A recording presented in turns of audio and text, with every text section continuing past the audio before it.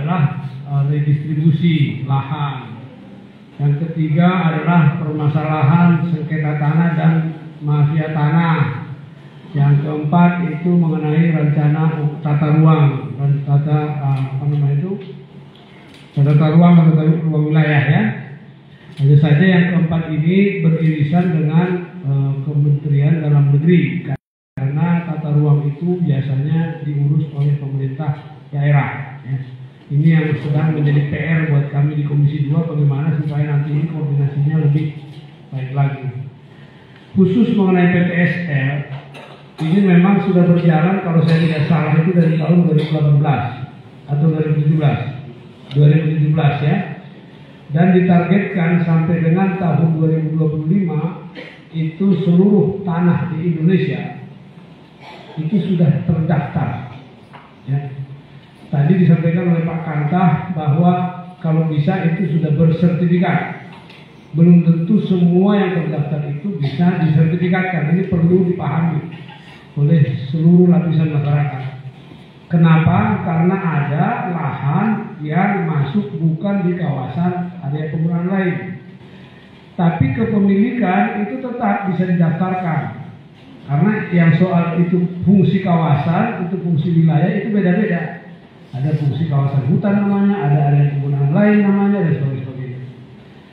Tadi saya sempat berdiskusi ringan sebelum mulai acara, disebut apa itu, ada yang mengatakan tanah negara. Sebetulnya istilah tanah negara itu kurang pas. Ya. Tanah itu nggak ada milik negara. Negara tidak memiliki tanah, yang memiliki tanah itu rakyat. Ya. Tapi tanah itu dikuasai oleh negara. Ya, berdasarkan Undang-Undang Dasar itu dikuasai oleh negara, bukan milik negara. Nah ini kadang-kadang sering salah kaprah ini. Bukan hanya masyarakat, tetapi juga pemerintah sering salah kaprah. Ya, yang punya milik tanah, pemilik lahan itu biasanya masyarakat adat. Karena masyarakat adat ini sudah ada sebelum negara ini ada. Ya. Nah, jadi ya, tapi memang sejak tahun 1960 pada saat Undang-Undang Pokok Agraria tahun 1960 itu nomor 5 ya, tahun 1960 itu diundangkan, seluruh tanah di Indonesia itu wajib hukumnya didaftarkan untuk diberikan tanda kutip tadi itu penertiban tentang hak-haknya. Misalnya tanah dulunya ada yang dikuasai oleh perusahaan-perusahaan Belanda. Ya, kemudian dinasionalisasi menjadi perusahaan nasional. Ada juga perusahaan-perusahaan swasta yang diambil alih oleh masyarakat Indonesia lainnya. Nah ini seharusnya ini didaftarkan. Demikian juga tanah-tanah ulayat, tanah-tanah masyarakat itu harusnya didaftarkan sejak adanya Undang-Undang Pokok Agraria nomor 5 tahun 1960 itu.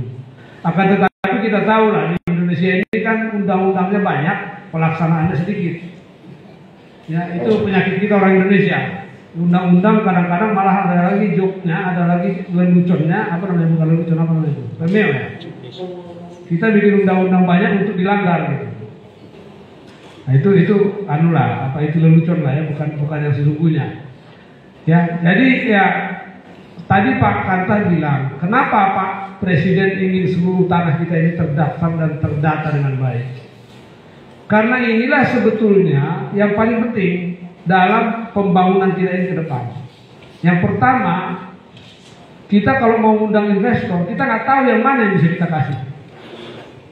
Ya. Kalau di negara-negara yang lain yang sudah lebih maju, ya, saya nggak usah sebutkan yang mana saja, tapi yang misalnya seperti di Australia, kita datang di Australia itu sejengkal tanah pun di sana itu semuanya udah jelas siapa pemiliknya. Ya, jadi tinggal klik aja di layar komputer udah tahu. Nah, kalau di Cina itu kalau misalnya ada orang investor datang dari luar negeri, dia pengen